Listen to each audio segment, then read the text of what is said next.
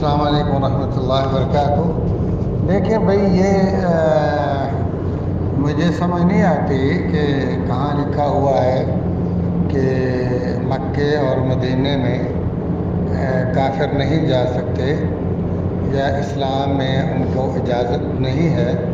سب سے پہلے تو یہ ہے کہ ایسی کوئی حدیث یا کوئی آیت جو ہے وہ ہمیں جو ہے دکھانی چاہیے اور ہمیں ڈھونڈنی چاہیے، اور اس کے بعد جو ہے انہیں فتوے وغیرہ اس کے بارے میں پوچھنا چاہیے کہ اس کا فتویٰ کیا ہے۔ رسول اللہ صلی اللہ علیہ وآلہ وسلم کے زمانہ میں آپ کے ساتھ مکہ میں کافر رہتے تھے۔ جب آپ فتح مکہ کے دن تشریف لائے اور اللہ تعالیٰ نے آپ کو فتح دے دی، تو آپ نے تو کسی کافر کو مکہ سے نہیں نکالا، کوئی بھی کافر، حالانکہ آپ غالب ہیں، وہ مغلوب ہے۔ چابیاں آپ نے بیت اللہ کی لے لی ہیں اور بیت اللہ کے اندر سے بتوں کو آپ نے گرا دیا، صاف کر دیا اور یہ کہہ دیا قل جاء الحق وزهق الباطل ان الباطل كان زهوقا۔ لیکن آپ صلی اللہ علیہ وسلم نے مکہ سے کافروں کو نہیں نکالا، وہ آہستہ آہستہ وہ خود مسلمان ہو گئے یا جو بھی ہوا سو ہوا۔ اسی طرح مدینہ میں بھی آپ نے کسی یہودی کو نہیں نکالا، البتہ جب انہوں نے خیانت کی، غداری کی اور مسلمانوں کی پیٹھ میں چھرا گھونپا، تو اس عہد شکنی کی وجہ سے ان کو نکالا گیا ہے مدینہ سے، ان کو خیبر وہ چلے گئے۔ پھر خیبر میں بھی انہوں نے جب گڑبڑ کی، مسلمانوں اور اسلام کے خلاف سازشیں کی، دوسرے کفار کے ساتھ مل گئے، تو وہاں سے پھر ان کی شرارتوں کی وجہ سے ان کو نکالا گیا ہے اور وہاں سے بھگایا گیا۔ تو یہ نہیں ہے کہ یہ کہا ہو کافروں کو نکالا جائے یا کافر مدینے مکے آ نہیں سکتے۔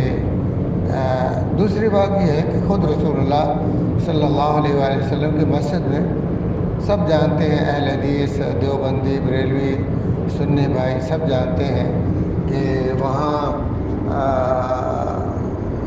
جو کافر تھا، جو قیدی جس کو صحابہ گرفتار کر کے لائے، اریسٹ کر کے لائے، اس کو 3 دن رسول اللہ صلی اللہ علیہ وسلم نے اسامہ بن اساد کو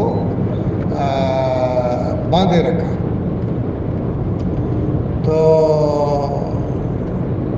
3 دن مسجد کے اندر، تو میرے خیال میں کوئی ایسی حدیث یا کوئی ایسی روایت نہیں ملتی کہ جس میں مکہ اور مدینہ میں رسول اللہ صلی اللہ علیہ وسلم نے یا اللہ تعالیٰ نے کافروں کا آنا بند کیا ہو یا ان کے لیے پابندی لگائی۔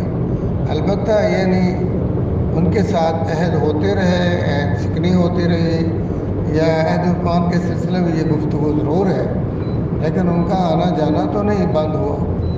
تو اس لیے، اور پھر جو وفود تھے رسول اللہ صلی اللہ علیہ وسلم کے پاس کتنے وفد آئے ہیں، وہ غیر مسلموں کے وفد آتے تھے اور رسول اللہ صلی اللہ علیہ وسلم سے آ کر سوال کرتے، پوچھتے کہ اسلام کیا ہے، اور پھر مسلمان بھی ہو جاتے تھے۔ تو ایسا ہی ہوا ہے کہ اگر یہ کفار مکہ میں آئیں گے، مدینہ میں آئیں گے، تو یقیناً یہ ہمارا شکار ہے، ہمارا ہدف ہے۔ جب تک ہم کافروں کے پاس نہ جائیں یا کافر ہمارے پاس نہیں آئیں گے اور ہماری یہ جو تالیف قلبی کا سسٹم ہے وہ نہیں ہوگا، تو اسلام کیسے پہنچائیں، کیسے دعوت دیں؟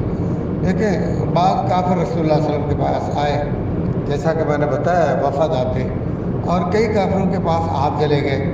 جیسے وہ یہودی مر رہا تھا، بیمار تھا، تو آپ اس کی تیمارداری کریے، اس کے گھر پہ چلے گئے اور وہاں اس کو کلمہ پڑھا کر آ گئے۔ باپ یہودی تھا، باقی یہودی تھے، وہ ایک لڑکا جو ہے وہ مرتے وقت کلمہ پڑھ کے مسلمان ہو جاتا ہے، تو رسول اللہ صلی اللہ علیہ وسلم اس پہ بڑے خوش ہیں۔ اس لیے پہلے ہمیں یہ تلاش کرنا ہوگا کہ کیا اسلام نے یہ پابندی لگائی ہے، یہ بین لگایا ہے اگر کوئی گورنمنٹ اپنے طور پر کوئی چیز شروع کرتی ہے جس کا رسول اللہ صلی اللہ علیہ وسلم سے یا قرآن و حدیث سے ثبوت نہیں ہے، تو اس حکومت کے عمل اپنے سیاسی ثوابدید ہو سکتی ہے یا کوئی اور ان کے حالات کے حساب سے ہو سکتا ہے. وہ شریعت تو نہیں بن سکتی نا ان کا. جب تک قانون ہے ٹھیک ہے، جب وہ قانون سمجھیں گے کہ بدل گیا ہے تو ٹھیک ہے، تو انہوں نے بنایا اور انہوں نے تبدیل کیا. اللہ کا قانون تو نہیں بدلا کسی نے.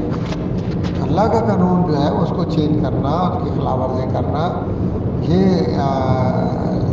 جائز نہیں ہے، حرام ہے. السلام علیکم ورحمۃ اللہ وبرکاتہ.